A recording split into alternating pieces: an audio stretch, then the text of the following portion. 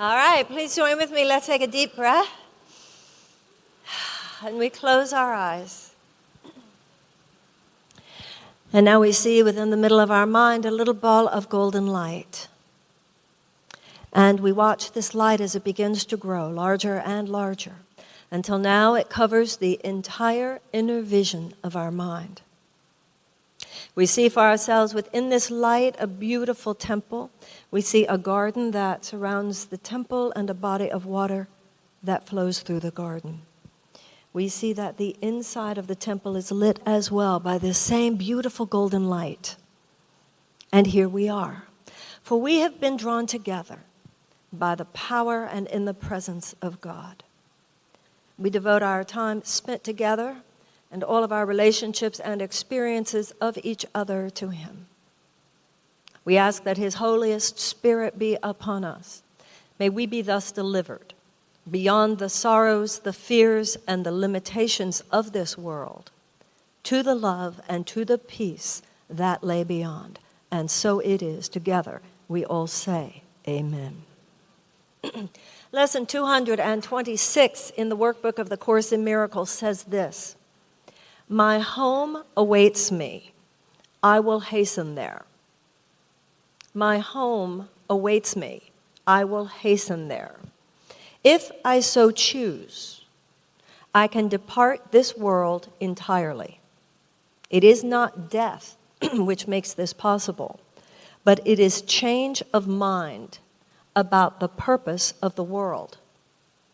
If I believe it has a value as I see it now, so will it still remain for me. But if I see no value in the world as I behold it, nothing that I want to keep as mine or search for as a goal, it will depart from me. For I have not sought for illusions to replace the truth. Father, my home awaits my glad return.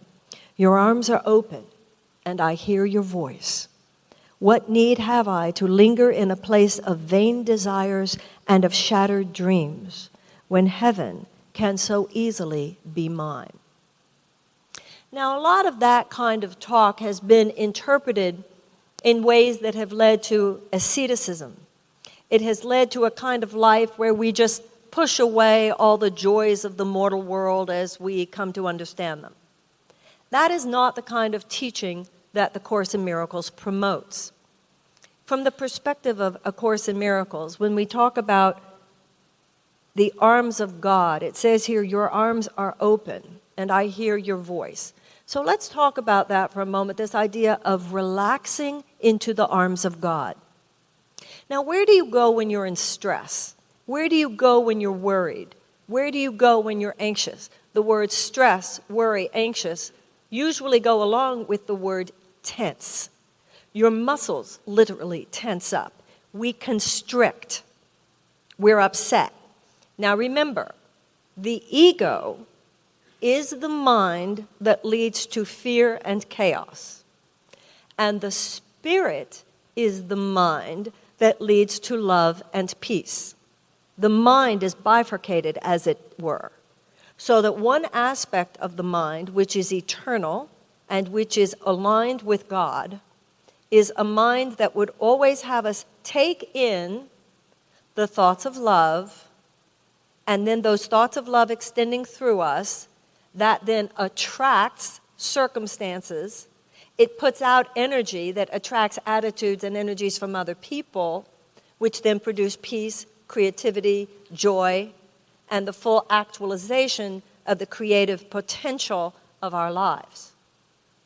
The other aspect of mind, called the ego, would lead us to thoughts that actually manufacture fractured situations.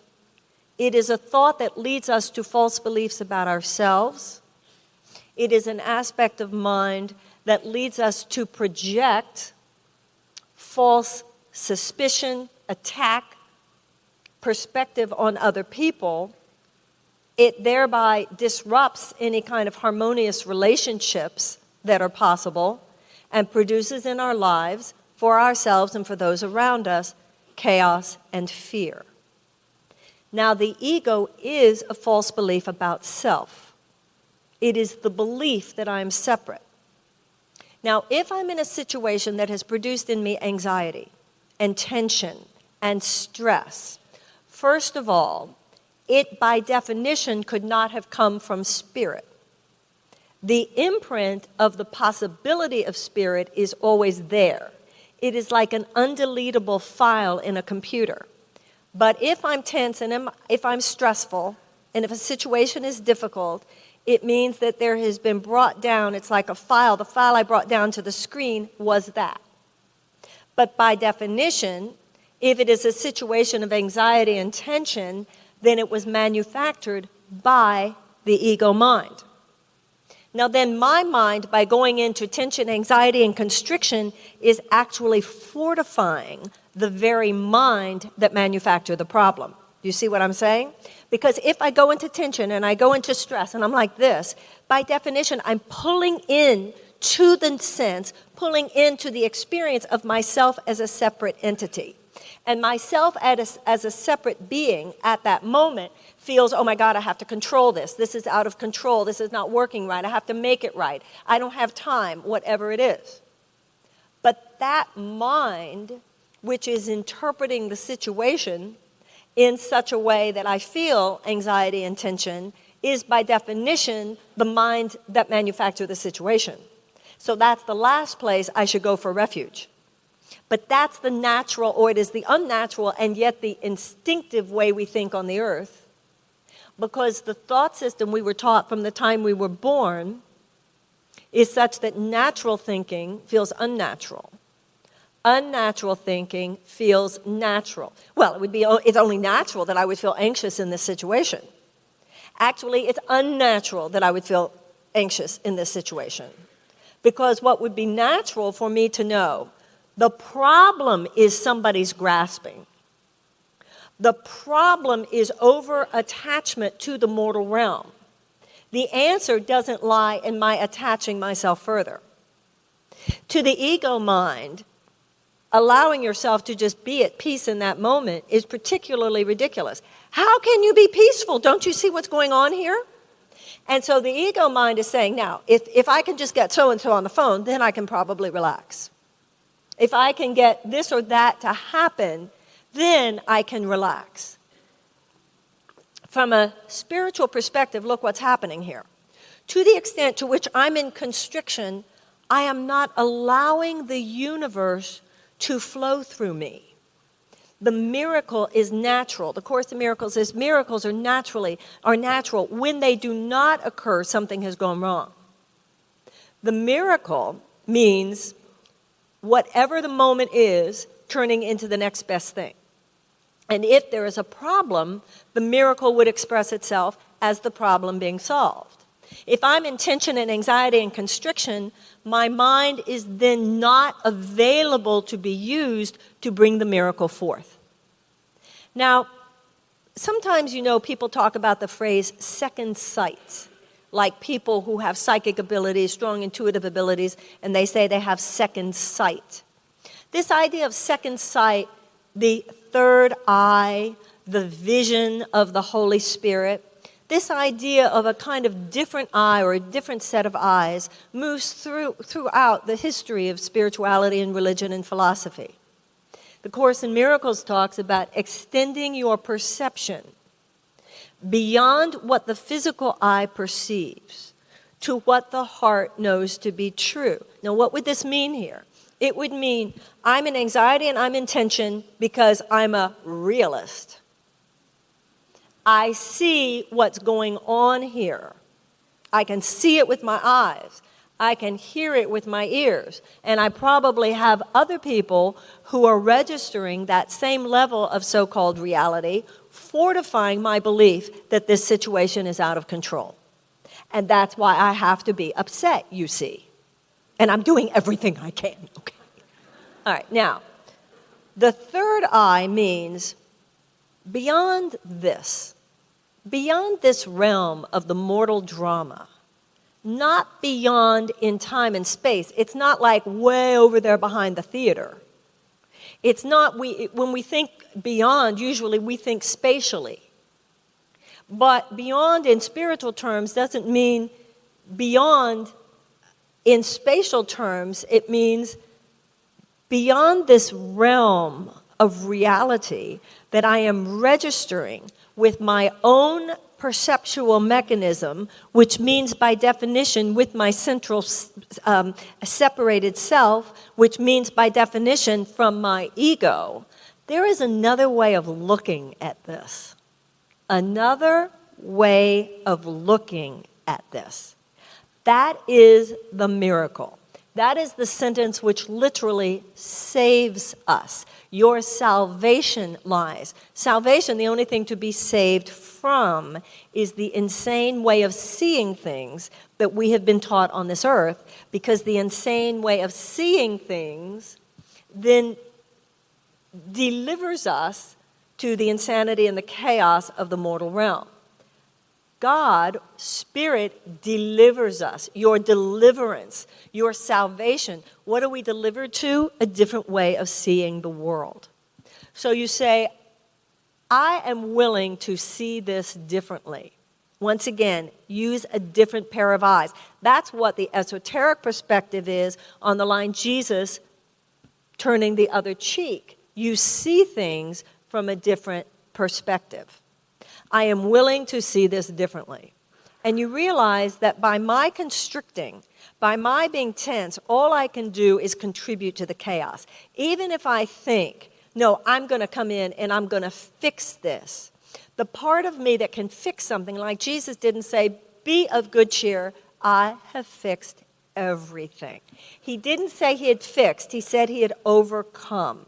To overcome means I am going to lift my sense of identification. The Course in Miracles says that enlightenment is a shift in self-identification from the body to the spirit. If I identify myself as my body, then I see myself as separate. I can be attacked. I'm under attack. The world is dangerous. There's only so much abundance, and I have to compete for mine. Everybody is a potential danger. I better be on guard to see how messed up other people are, just in case they might mess with me. Now, if I identify with that realm, the Course in Miracles says we are heir to the laws that rule the world we identify with. So actually, in this world, in this mortal world, there are only so many pieces of the pie, and people are messed up. And we are all wounded beings, and we can hurt each other, and it is as dangerous as the ego perceives it to be. But what the ego doesn't say is that it is exactly the world the ego made. So when the ego says, I can make you safe in this world, the ego can't make you safe in the ego's world, because the whole point of the ego mind is to perpetuate the chaos. That is the drive of the ego, to perpetuate chaos.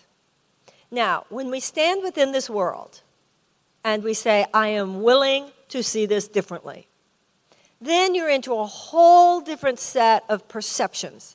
You're into a whole different set of conclusions about yourself and others. You're into a whole different set of what you think is possible.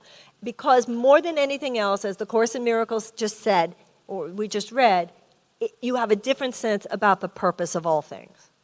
And you say, wait a minute. I'm in this situation because it's actually perfect. It's a perfect learning opportunity for me. And that's why I'm here. And everybody that I'm in the situation with is chosen. We're all chosen by central casting in every single moment. And every single moment is every relationship. This is not a term from the Course, but a friend of mine said it, and I thought it was so beautiful when she said, every relationship is a gift exchange. But usually if I think of a gift exchange with someone, you're going to show me how lovely you are. I'm going to show you how lovely I am. You're going to give me something wonderful. I'm going to give you something wonderful. We're going to share gifts. No.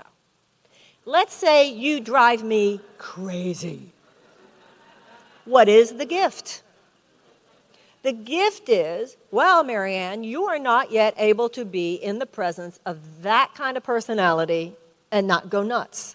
What a gift this is for you. what a gift, because this exposes a place in you that is a limit to your compassion, the limit to your acceptance, the limit to your non-judgment, or whatever, which is all the universe is interested in.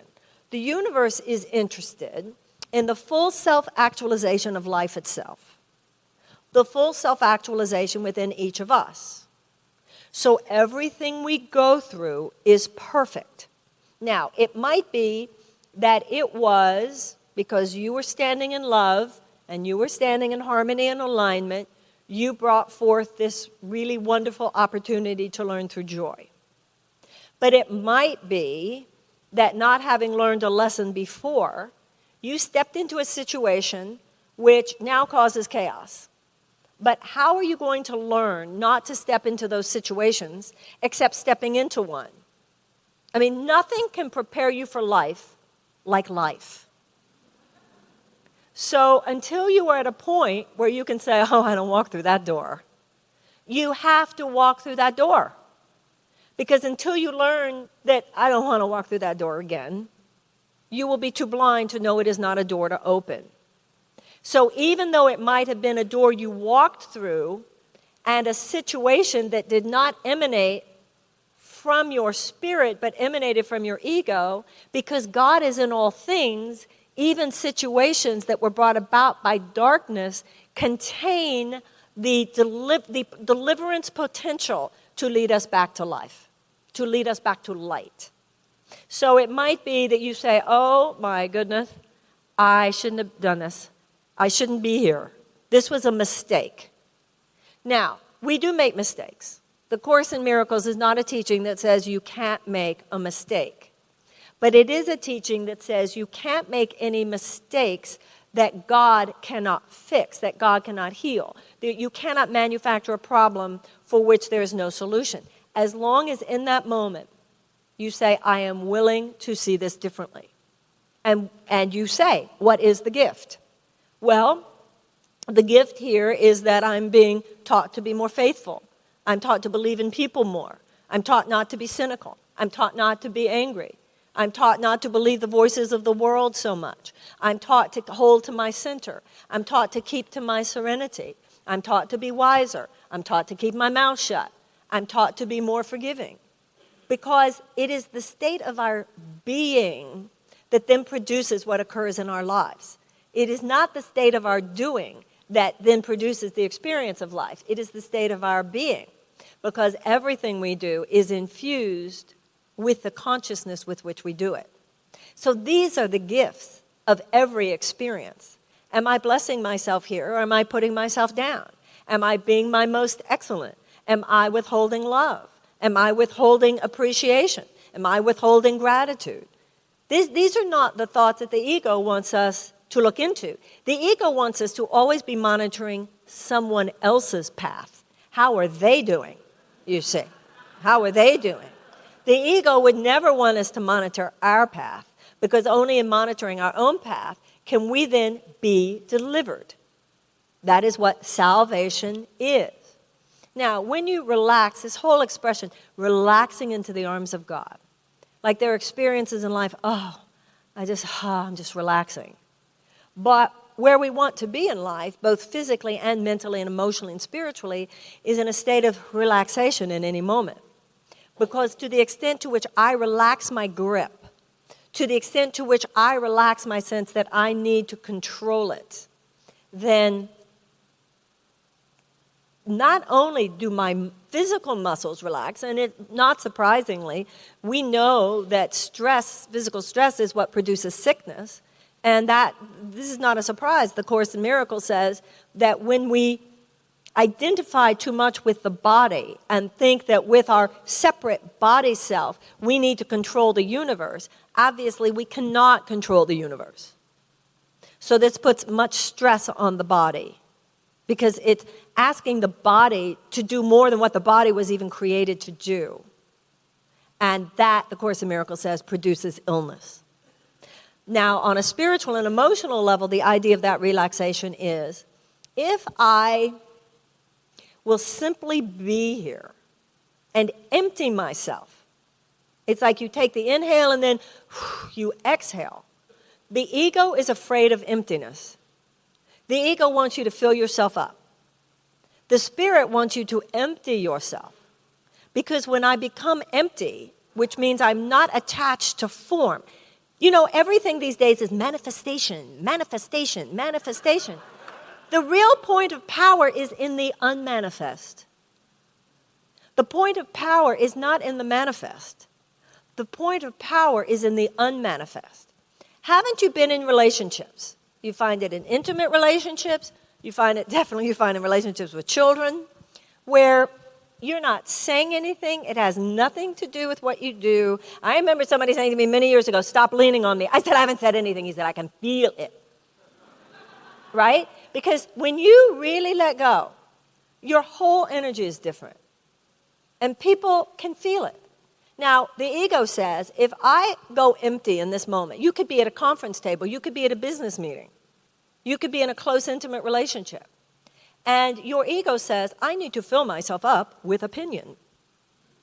I need to fill myself up with maybe a look of seriousness on my face. I need to fill myself up with directive. And I think actually, and I mean this seriously, I think this is a place where this does much more of a number on men than on women. Because men are trained by the society. The women are, it's like, okay, to, you know, it's the almost flip side of just don't bother your sweet little head. Nobody's expecting you to know, or something like that. Whereas a man, it's like, if you don't know, pretend you do.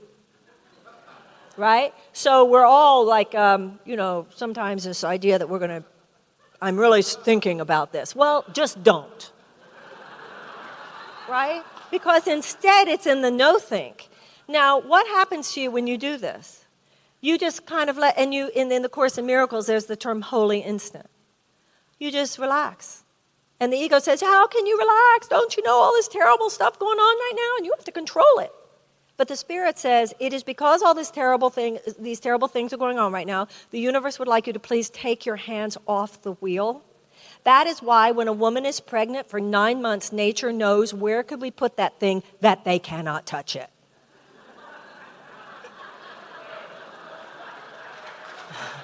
Just can't even get in there, right? So when you do that and you're thinking, oh, I'm going to be at the table the person that nobody wants to talk to. I'm going to be somebody who nobody sees. I'm going to become invisible. If I just let go and I'm not acting like I'm bringing something to the party, then I'm going to be invisible. But if you actually look at life experience, what happens in those moments? That's when you find that people are looking to you and saying, what do you think? That's when you are actually more attractive. You are actually, why? Because you are cosmic headquarters in that moment.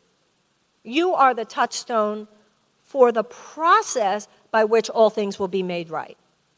Because the universe knows. You know, it's like when you swerve in a car, and there are those situations, take your hands off the wheel. If you're swerving, and you learn this in driving school, and we've all unfortunately been in those situations, it's a little rainy or something, and you feel that thing start to happen, and you know, if I actually try to control it right now, the car could really go out of control. We've all been in those moments where right now, take your hands off it. Nature, the way the physics works is stuff that it will right itself better without you doing anything. And so our power, the power of the passive, the power of the not doing, which is the feminine power of consciousness, the power of being, the power of the no thing. In Buddhism, the power in Zen, the Zen mind, the beginner's mind, which is the Course in Miracles, the same as when the Course says in the Bible, it says, be ye as a little child. Now, why be ye as a little child? Well, be ye as a little child is the same as the Zen mind, beginner's mind concept. Because he says in the Course, the reason you should be as a little child is because a little child knows that they don't know. A child knows that they don't know, so they're asking someone wiser, would you explain this to me, please? And that is the correct relationship between us and the cosmos in any moment, is this huge I don't know. Now, counterintuitively, we talk about this all the time. The way to have power in the world is to ground yourself in these ethers that are beyond the world. I mean, you don't tell anybody this. It has to do with an attitudinal, energetic ground on which you stand. And really, it's a ground that is beyond the mortal ground. Because if you only headquarter yourself within the construct of yourself as a mortal being, you are tying yourself to the realities of the mortal world.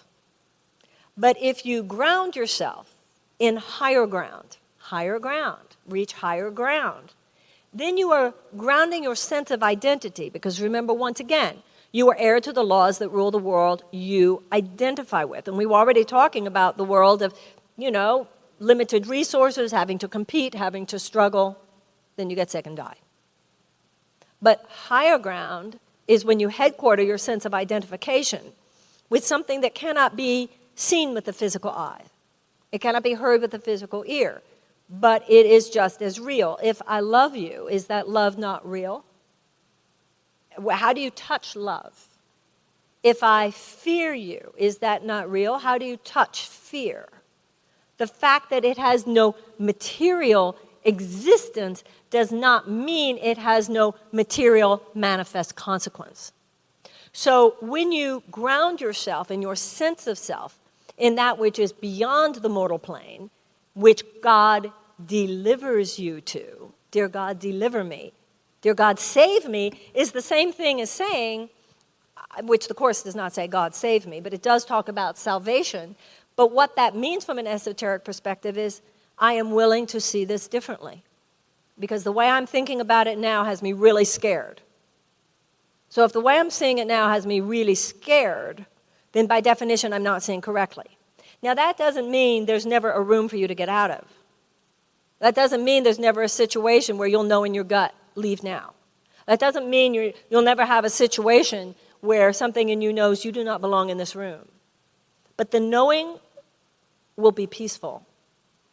It'll be serious. Leave now. Don't call. Whatever. But it won't be delivered to you with a sense of hysteria.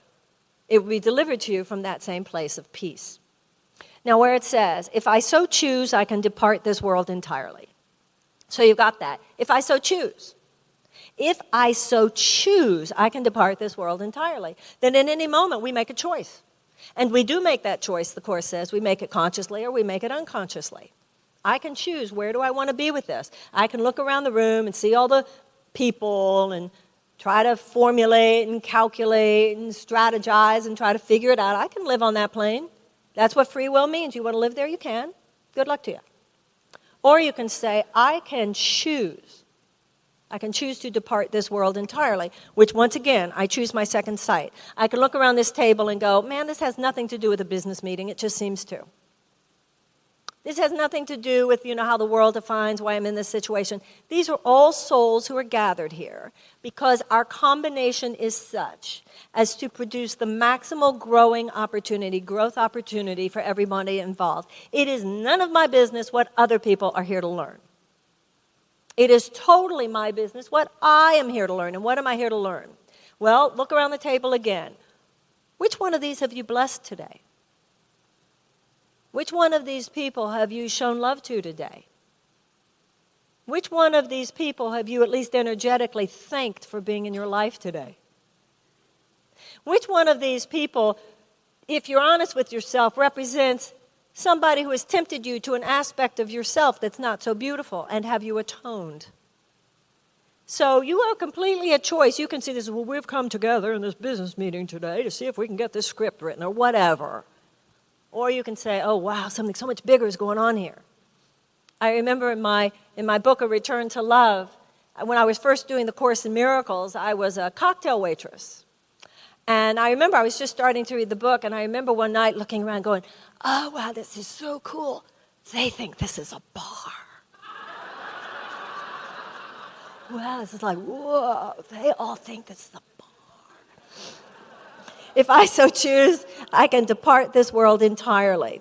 It is not death which makes this possible, which I think, is a commentary on suicide, by the way. You don't get out that easy. But it is change of mind about the purpose of the world.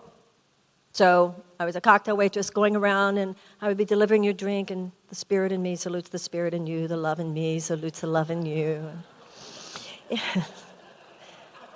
If I believe it has a value as I see it now, if I believe it has a value as I see it now, so will it still remain for me. This is a big one, the issue of value.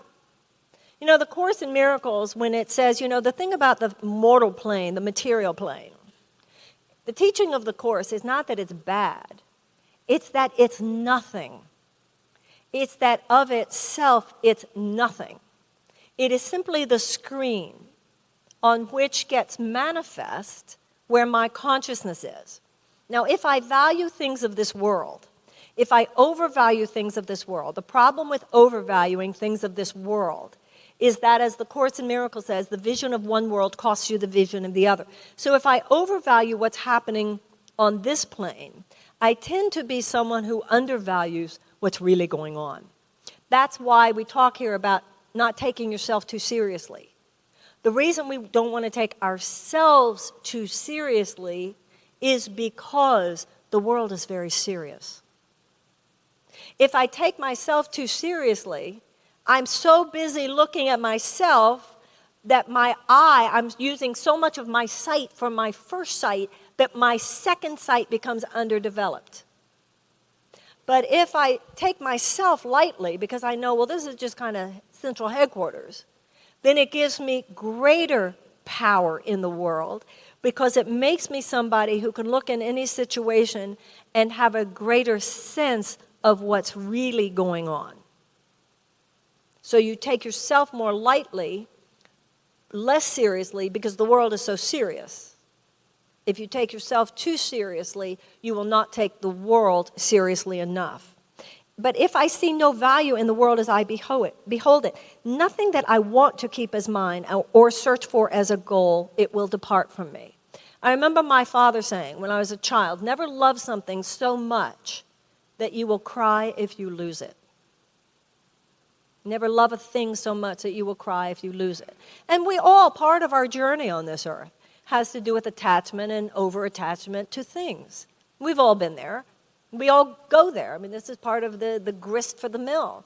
Am I attached versus detached? And the thing is, as we know, what you are over-attached to is what you lose. First of all, people don't like it. People don't like it. It makes people, it repels people. We have a natural disinclination to be with people who we feel are putting their tentacles into us. And yet, if people are detached creatively, that doesn't mean they love us less. Because if somebody's putting their tentacles into me, by definition, it's not about me. The Course in Miracles says that's not love, that's thievery. They're trying to steal from someone else what they think they don't have. And then the Course says, by the way, once they get it, they'll be done with that person. So there's a kind of creative detachment that actually attracts, because we all want to be around people whose energy says, I invite you, but I do not command you. I do not demand you. But I invite you. If this is where you feel moved to be, which is this marvelous principle of self-selection. And I've noticed it in so many situations in my life, work situations. People will tell you if they want to be there. And people will tell you if they want to be there based on their own guidance as to whether or not they belong there. I was working in one situation, and there was a young woman, and I really thought she'd be perfect for this certain situation. And I leaned on her a bit. I really want you to be there, or whatever. Well, ultimately, that wasn't where she belonged. And I had to see that. You manipulated that. You pushed for that. And you wasted time by doing that. And not only that, one of the things, the lines in Return to Love about relationships, I say, if a train doesn't stop at your station, it's not your train. And I was talking there about romantic relationships. If the train doesn't stop at your station, it's not your train. Meanwhile, there's some other train that would love to get into the station but can't get into the station because this poor schmuck's train, is in your station, that you're trying to keep there, when actually that train needs to get to another station. It doesn't belong in your station. I remember once I was walking down the street in Amsterdam, Holland, several years ago, and I went into this art gallery, and there was this painting that was so beautiful, and I didn't have the money. It was expensive. But I said to the man, I said, I can't afford this, but could I please give you my name? And then and by the way, when I walked into the art gallery, there was I think 2 men and a woman sitting on the couch, or 2 women, I don't know, 3 people. And I said to him, I said, well, could I please give you my name? Because if I email you, if I find that I can buy this painting, I will email you. So could you please take my name and write down which painting that is, and then we would know. He said, okay. He didn't speak English very well. And I gave him my name, Marianne Williamson.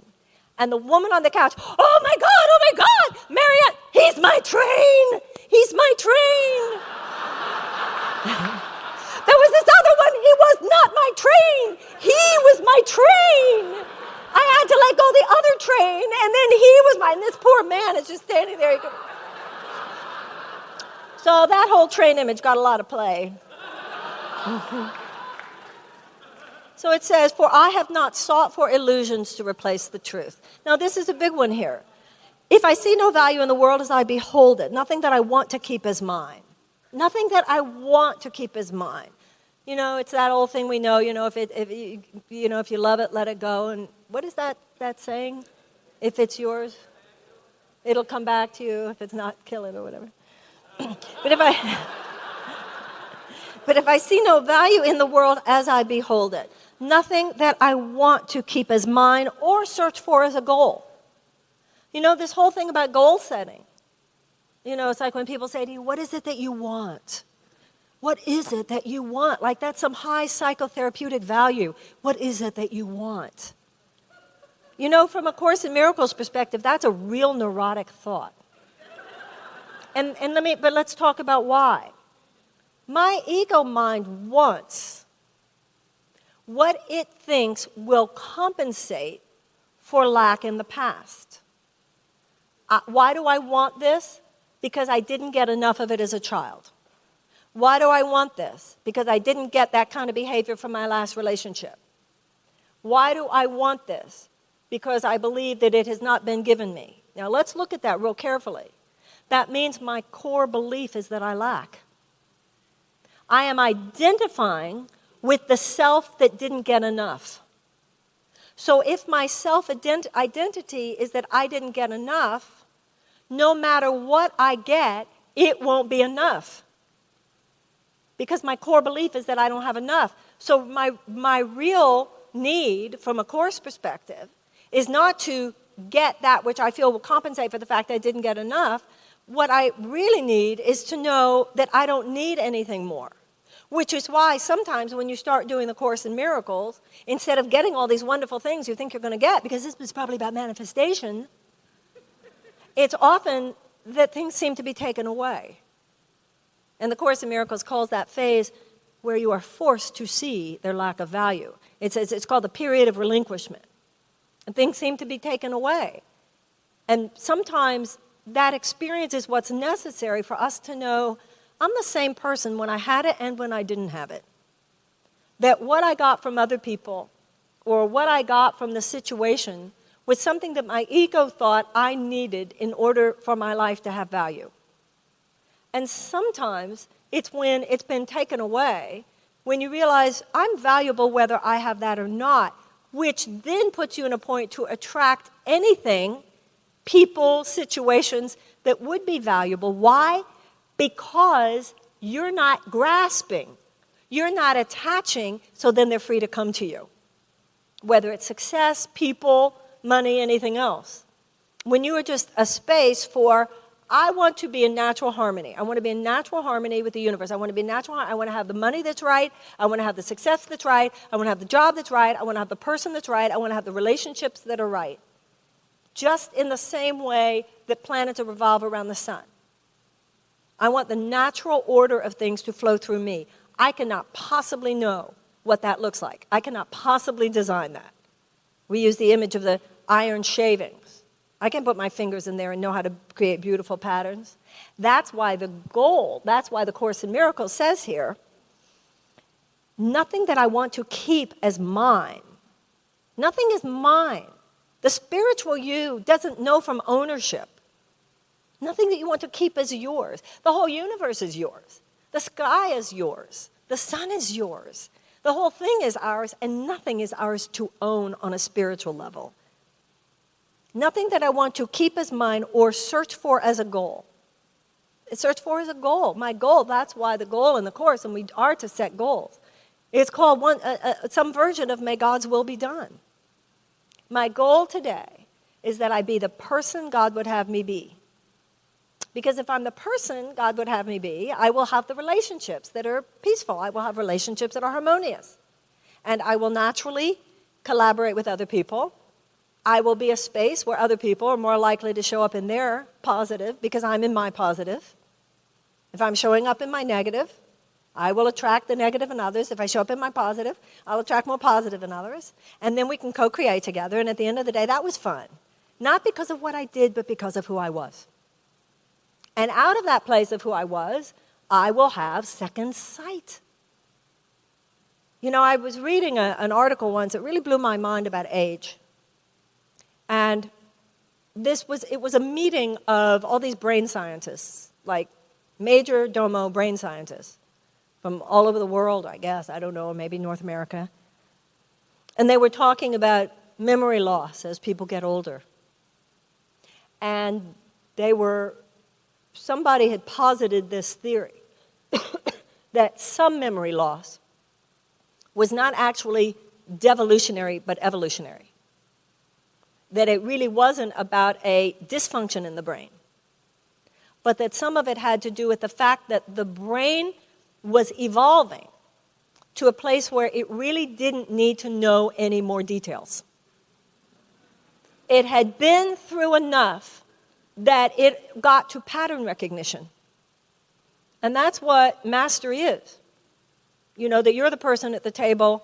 Other people would say, we've heard 2 sentences, but you've been through so much, you don't need to hear any more than 2 sentences. You can read it, you get it, you know it, because you know the pattern.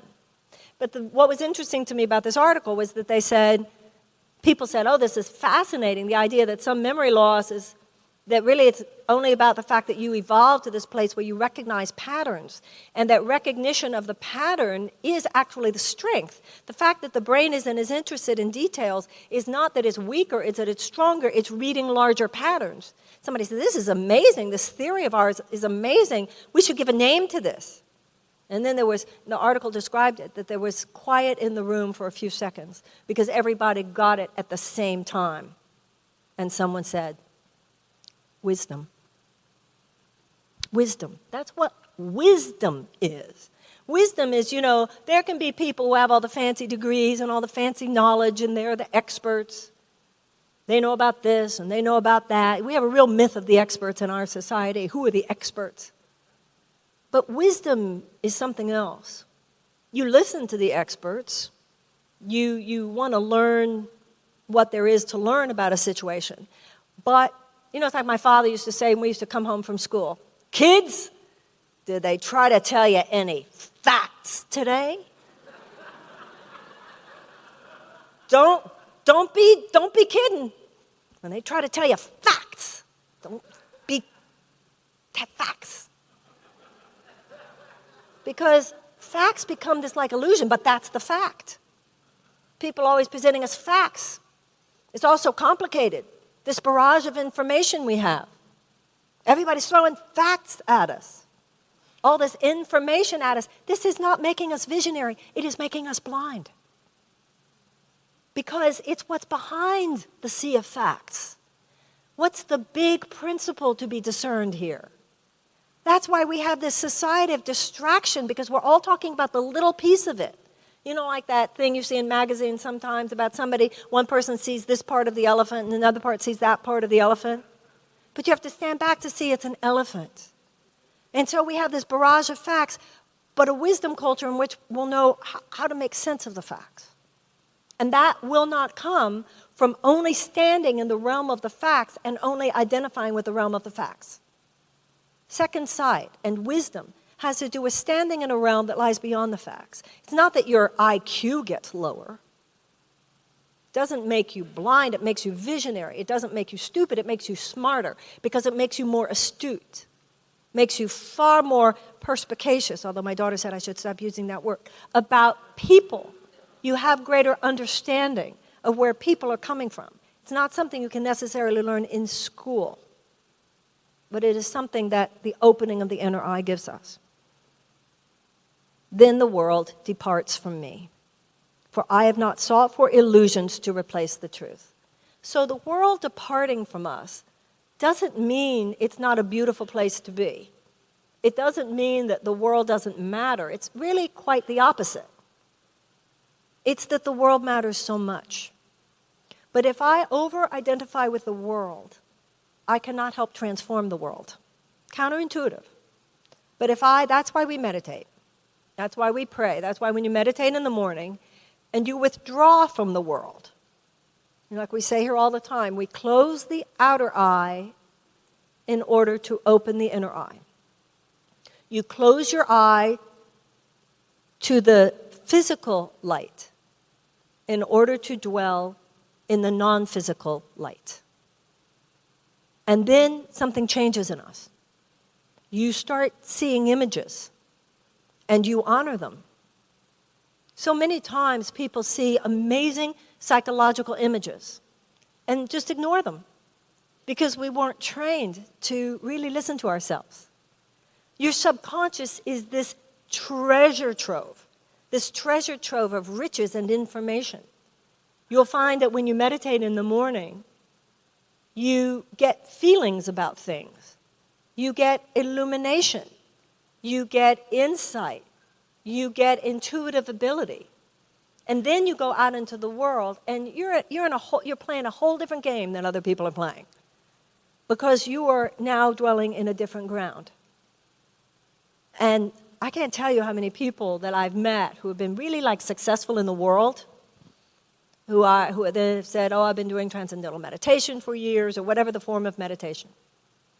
Because when we spend however much time withdrawing from our attachment to the mortal plane, whether it's through the workbook of the Course in Miracles or any other form of serious meditation, going into that place that is our home, because this world is not our home. The Course says everybody feels we have this little guilty secret. I don't think I belong here. I think I'm an alien here. And the Course says we all feel that because we are. This world is not our home. So this exercise says, my home awaits me, I will hasten there. Father, my home awaits my glad return. Your arms are open. That means I can just relax. That's what we really want in life, and we look for that in other people. But we attract it more in other people when we know how to have the experience with God. Just relax. Your arms are open, and I hear your voice, because just like a different set of eyes, we want a different set of ears. Someone's yelling at me, and what we are trained to be is they're asking for your love right now. That's why the Course in Miracles says everything is one of two things. It's either love or a call for love. So my mortal mind would say, she's a jerk. My spirit mind would say, she's in a lot of pain, she's completely disconnected from herself. Now, that doesn't mean necessarily that I'm to indulge it or not set a boundary. But it does mean that my interpretation of that behavior, no matter what I'm led to do, would make my energy a completely different thing and my power to transform a completely different power. What need have I to linger in a place of vain desires and of shattered dreams, when heaven can so easily be mine? What a magnificent line, huh? What need have I to linger in a place of vain desires and of shattered dreams, when heaven can so easily be mine? You know, the Course in Miracles has places where it says, just take an honest look at your life. you're trying to get things and so hard trying to control things and identifying things in the world that you feel would create value for you. How's that working out for you? That's really the message of the Course. What have you really found in all that drama? What have you really found?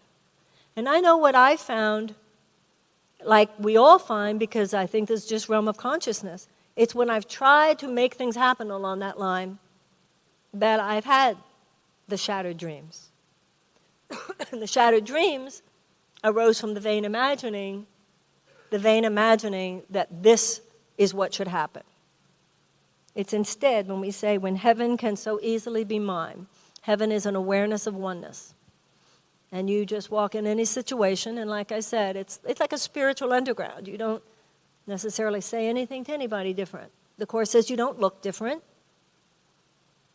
You don't look any different. You have a light in your eyes that other people don't have.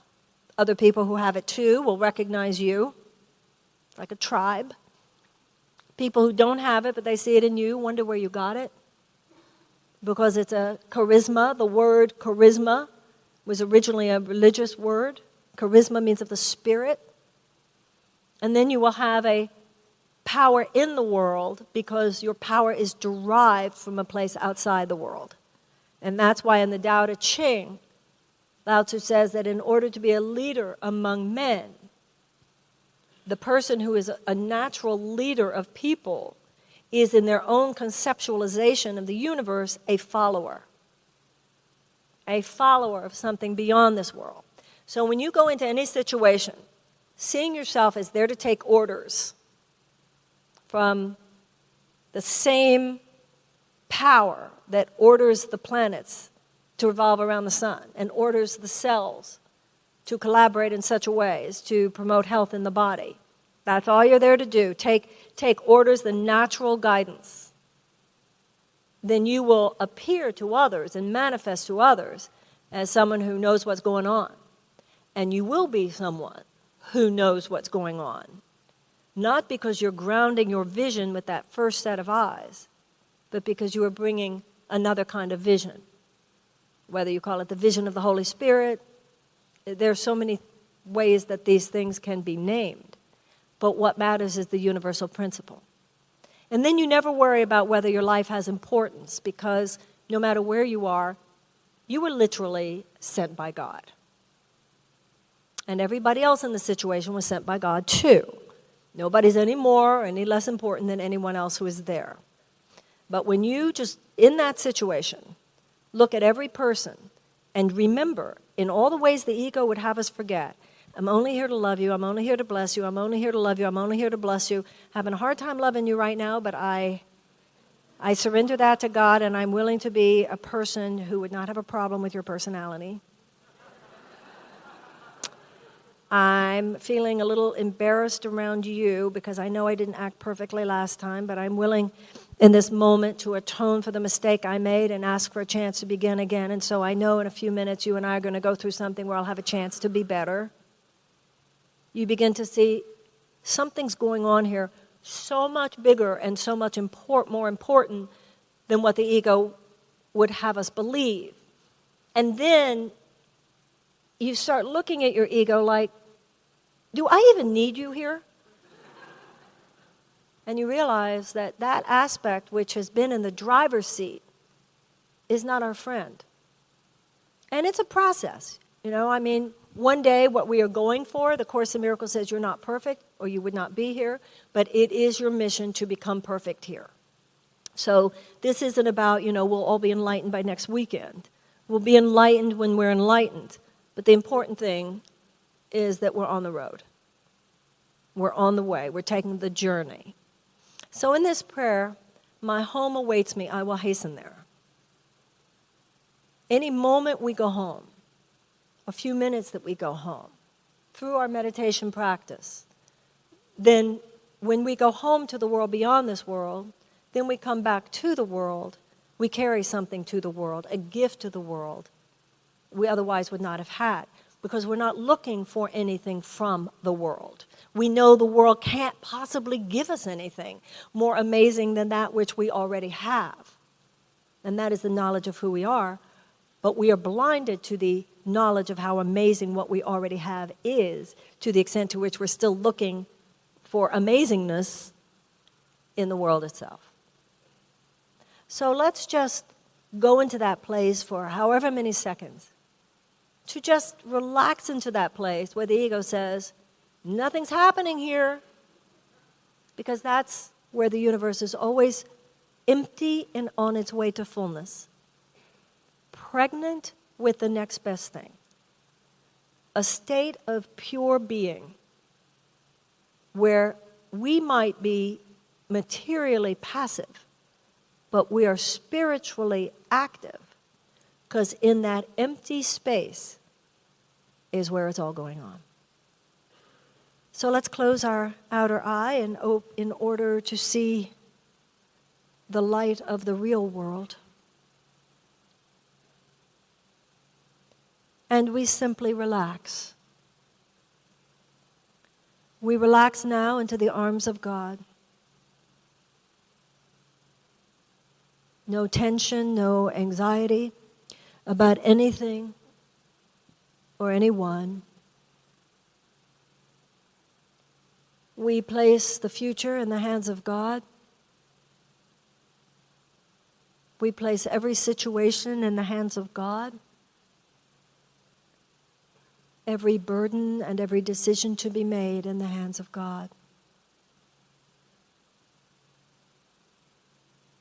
Everything is already programmed for divine perfection in a way that we cannot possibly design. All is already designed for perfection and for truth.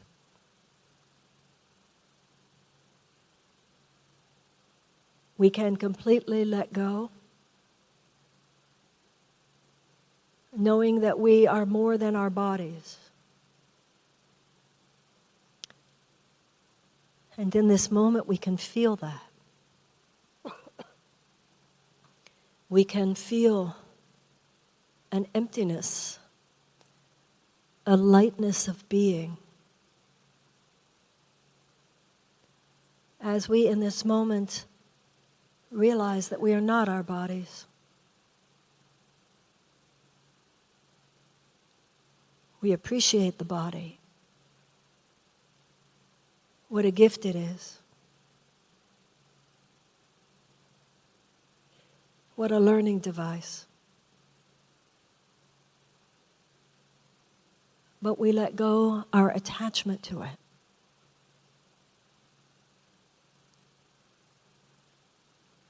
And as we let go our attachment to our body, physical renewal and revitalization and healing can now take place. For the body is now no longer burdened by our grip, our grasp, our over-identification.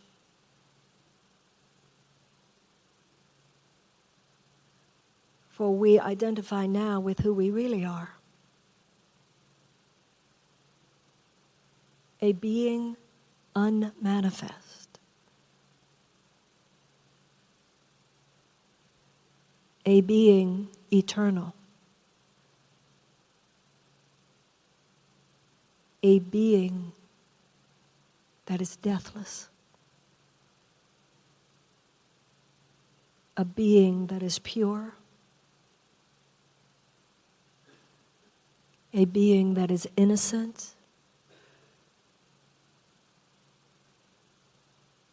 Pure being. Pure love itself.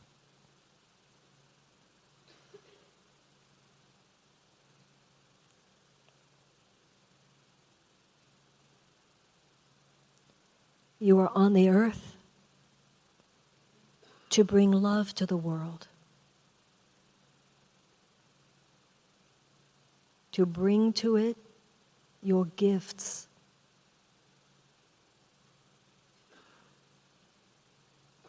We allow ourselves to see the images coming into our mind, guiding us, illumining things.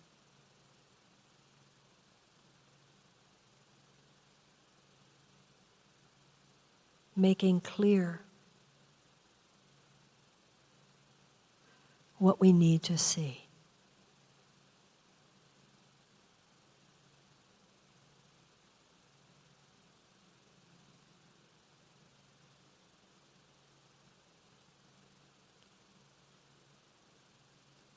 We pray to be purified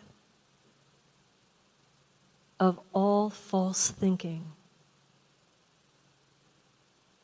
of all judgment, of all attack, of all defense, for they are not who we are.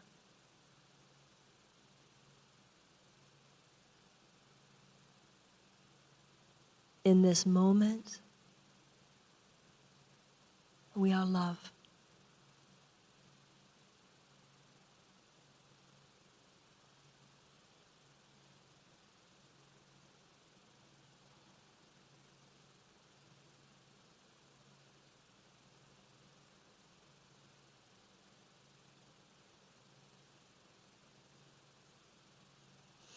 We pray that this knowing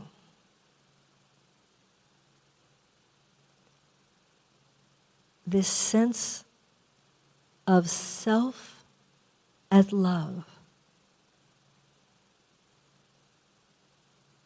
shall be imprinted on our consciousness. May we not forget. And when we return to the worldly plane and open our physical eyes, may we remember that we bring with us the gifts of another world to give to all we see, our love, our wisdom, our understanding of deeper things.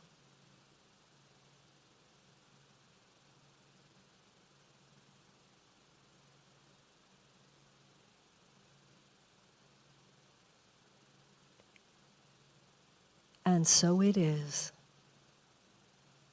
We all say, Amen.